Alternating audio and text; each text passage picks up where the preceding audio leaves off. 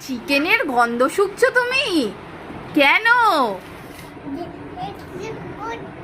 একটু গন্ধ শুকে দেখবো বলে তাই জন্য একটু তাই গন্ধ শুকছে। কেন চিকেন খেতে ভালোবাসো তুমি?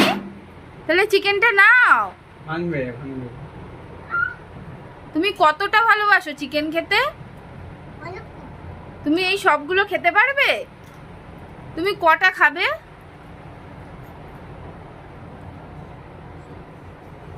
ও মা, তুমি বিড়াল চিকেন খাও? ভাঙলো।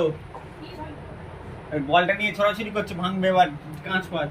তাড়াতাড়ি খাও চিকেন। ওই দেখো। দাদা বললাম তো